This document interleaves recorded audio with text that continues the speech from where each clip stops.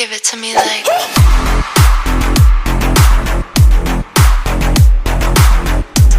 Between Onic and as well as Evos legends.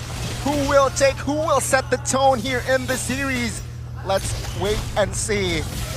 Let's see about the, well, item-wise and as well spell-wise and emblem, nothing out of the ordinary. Nothing out of the ordinary except from France going for that killing spree instead of weapon mastery. We've seen yesterday Chatera going for weapon mastery one game and then switching up to killing spree instead. So France looking for more survivability instead of damage. You can see there Hijime already gonna deal a lot of damage, especially in the late game. So I like the choice here from the Branjet. If you look at Evos Legends though, you see that Psychots does have the Tenacity emblem, so he is gonna be playing the role of one of the main engage tools, trying to survive as long as possible up in the front. And already the Litho gets contested, and for now, Onic is just waiting. They're like really reading out their opponents right here, at least before level 4. Once level 4 rolls around though, there's more pickup potential for Evos, but the teamfight potential from Onic is definitely off the charts, so that is something that Evos must respect. Also, don't forget, this is a star-studded battle. 5 members of Indonesian representative in SEA Games will be playing in this match. Dreams, Psychots, Brands, Sans, and Keyboy, I'm sorry. I forgot Kyrie is Filipino. He's on his way to be Indonesian, guys. Don't worry. Whoa, hey. Hold your horses there, Chef, and the Filipinos will definitely take note. But yeah, it's going to be a very slow-paced game here, 2 minutes in. Take a look at the mid-side. Keyboy now taking a lot of damage. Oh, he's no escape flicker though. Will not be enough as that last attack from Hijime will claim first blood for the White Tigers. The Chaos Order damage is insane, but now Onic has the advantage in setup, and they go for Wow. pass. Oh my god, Boots instantly deleted.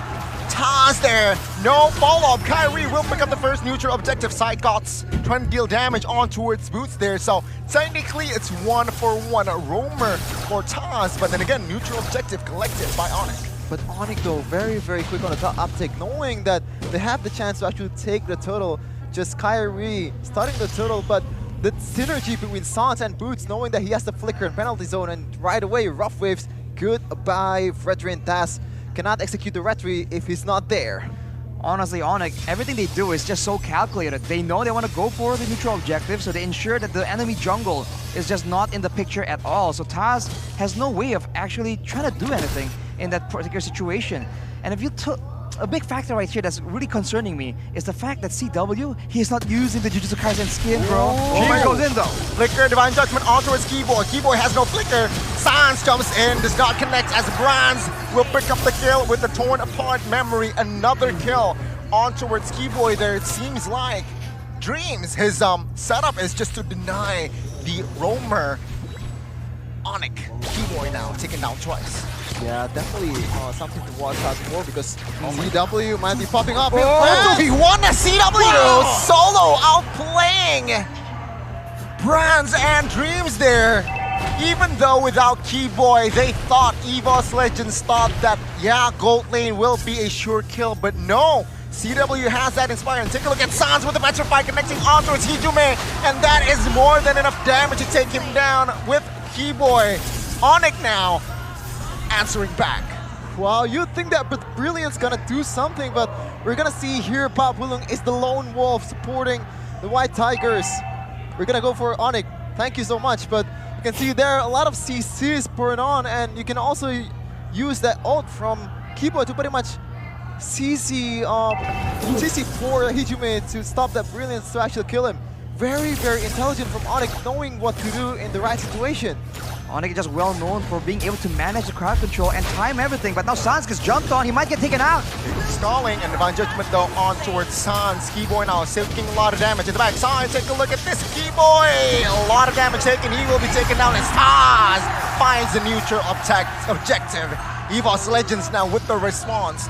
Finally, with a good team fight, with a good initiation as well, he's able to find that neutral objective. Now it's a 1v1 here. Hijime and CW. Hijime though, taking a lot of damage, will not do business as Brands in the backside will try to somehow force that throw. Oh, Hijime forcing the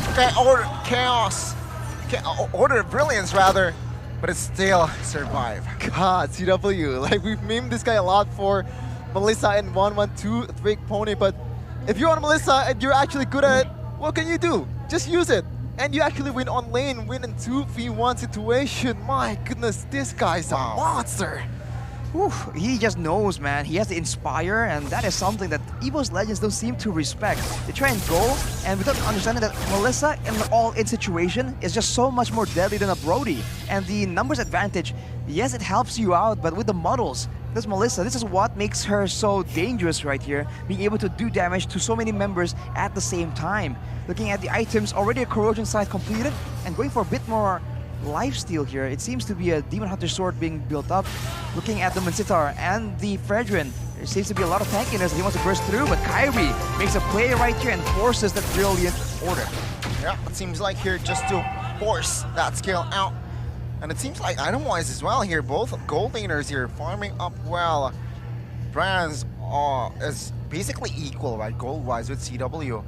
Nothing much though, right? Onic and Evos now equal rounds. Well, it's equal, but at the same time, it's a Brody against a Melissa. So if you're going equal on a hero that you picked up to try and be aggressive in the early game, this is not ideal, but Dreams goes in. Flicker Divine Judgment on towards Boots now, 3v1, penalty zone on towards Hegemon, flickers away, and Brands picks up another 200 gold. And that is a good sign if you're a White Tiger fan. That's the cheesy lineup from Brands and crew, knowing that he has not had a good time against a Melissa. He rotated down bottom and actually going to take this bottom lane turret. My goodness, Psychos. Goodbye, Keyboy with another setup. Onic almost equaling on kills. That's just so aggressive coming in from Onic, but it's the right time as well. The turtle just spawned right here, and Taz, he is just not tanky enough. Just set in front and take that DPS coming from CW. Without Psychots in the picture, the engage tool isn't available as Keyboy charges it up. He goes in! Yeah, catching one there. No clear follow-up damage though. Kyrie finds the last turtle. And take a look at Sans. Take a lot of damage, but the penalty zone finds Zero. And say bye-bye to Dreams. Say bye-bye to Taz in minute number 7. Onic stepping on the gas. Perhaps they want the mid side here. Is this too greedy? Psychots, Brands, Hegemon trying to defend. And Keyboy charges will not commit onto it just yet, as they are able to defend that mid side for now. Once again, the synergy between Sans and Boots, knowing what to do at the right time. 2 knockups, but Keyboy might be eyeing for another siege. He's setting up. Yeah, the mid side, another target. King's Calling popped here. Order of Brilliance popped. Sans in the back side, trying to find a member. Torn apart memory popped as well. Again, a successful defense there in that mid side. Evos Legends and Onic, they're again very even. Make sure you guys get the free hero skin with every item collaboration with the UBS Gold promo right here, guys. There's just so many unique merch available, so make sure you don't miss out on that promo. But now, picking up gold, 1.2k lead for Onic. This means that Evos Legends need to be very wary on how they want to approach these team fights. They've been comboed once, they need to make sure that their spacing is perfect. Compared to Onic, their team can really do much better if they're separated from each other, right? The only time they really need to come together is when Dreams goes for the Divine Judgment. So whenever he goes for that, the team needs to recognize the second objective here. Yes, burst down the guy being pulled in, but also make sure that we don't get engaged on afterwards. Seal play from side of Evos Legends here does not find anybody, doesn't really connect. Onic with the read as well here, defending in that inner turret. It seems like here now, Onic, they are the ones picking their battles. They realize that Evos Legends, they're missing on the map, so you do not want to really overextend it. You do not really want to commit on towards anything here before perhaps gathering more info. This is 15 seconds-ish before the Lord spawns, so this is the right moment for teams to try to go for a pickoff. So you can see both these teams trying to scout for information. Evos has a bit of a lead here, but Boots is the target to jump on, not exactly the squishiest member. And you can see the retaliation coming from CW. A lot of resources being used, especially the King's Calling. So now Onic has free reign to just jump in and use that mobility. A little too premature there on that King's Calling, but take a look at the Lord now. Oh, penalty zone with combined with the retribution. Kyrie finds one, Fiery finds the double as Brands now was knocked up. No clear damage though, but CW is there. And take a look at the backside. Keyboy finds another kill. Psychots now the next casualty as CW claims the double. Onic now claims the Lord and winning the team fight. The King's Calling is very costly. Lord and 4 members of Evos Legends gets taken down, and Onic just has to snowball the heck out of it. This is looking like another deja vu from the regular season game. They just didn't expect it, man. Everything happened so quick and it just happens like that. Kyrie will be able to steal away the purple buff as well. And look at the control here. Onic already waiting for the next opportunity. They need to fight S5. There's no way. You saw that side cuts, as tanky as it is, he didn't get to use a single spell, didn't get to use a single basic attack when every single crowd control from Onic is chained perfectly. With the Lord coming in right here, you need to be aware of where everyone is. Keyboy is in the bushes. He is not showing on the map at all. They're not looking good for the side of Evos Legends now. Inner turret on mid side and trying to be defended by the side of Evos Legends. Will they be able to? It seems like for now they will not. It will fall. Bot side inner turret will be taken down as well as all of the inner turrets will be taken down. The one good thing about this is the magic sentry play can be the arsenal here for the side of Evos Legends. Also, you're missing out on high mechanical gameplays from Onic. If you're not coming here to the venue in GXPO D2 Hall Arena, don't forget to buy it on Bleeply. You can scan the QR code just now, just rewind it. But of course, Onic looking to end the game as fast as possible. Well, I mean, if they actually go for the late game composition, they still win it out anyway. And I want to ask you a question, Arashi. Like, in late game, once Boots has the flicker, like, is there any way for Evos to actually retaliate? You just have to make sure that everyone can't really follow up at the same time. If he goes in alone, that could be, you know, you can still counter-engage it, right? Send Taz to stop everyone with the big four-man taunt maybe. That's a possibility, especially because you can see the items right here. CW is going for that full glass cannon build, so if Dreams is able to land a huge Divine Judgment, there is a chance for Hijime or Brands to burst him down, and we've seen Evos on the receiving end of such a play. They have picked up that strategy from Geek Slate, from Beloyski. This is something they're looking for right now, but Onic, with the penalty zone, with the Kufra just blocking everything, it's just so difficult for them to match the potential ways to engage if they're only relying on this Kaja. Oh, no Dreams? Okay, didn't get spawned down, but Conceal play now on the backside. Keyboy and Boots. Keyboy charges, will not catch anybody. Hijime in the backside trying to be cheeky. Oh! Not yet. Yeah, Onic did not really figure that one out. Hijime was isolated practically. Only if Hijime showed there, it's gonna be messy for side of Evos Legends. But it's another reset here. The Lord that is enhanced now has spawned. Evos though, they're very, very early to the party here. Behind at 7,500 gold, it seems like it doesn't phase them. Well, they are early to the party and too early because the waves are pushing in the top side. That is what Onic was looking for, even though they were unable to get a kill. They have the pressure right now and they're using it, and they can just draw this out as long as possible. And keep in mind the level difference. Kyrie, already level 15 against Taz, level 13, and Keyboy, he sees an opportunity right here. He goes for it. It does not land, but it does zone everyone from Evos away from the Lord. It seems like here it's another reset.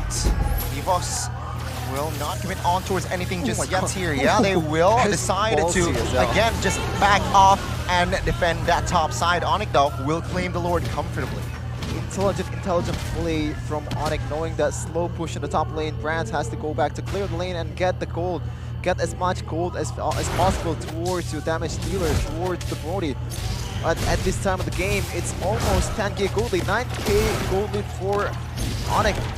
Things are looking very bleak for Evos Legends, especially with this kind of composition. It's hard to actually make the Lunox pop off because you need also a good setup for a Lunox to work.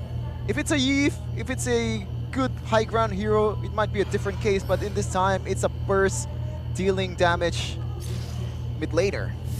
Look at the items, only a Genius one on top of the Clock of Destiny Lightning Truncheon combo. That's great and all, but look at Terizla, look at Kufra. Already the Athena shield is available, so you can't really burst down. You can kind of do DPS, but at this point, you're competing with a late game full build Melissa, so that in itself is not really a realistic solution.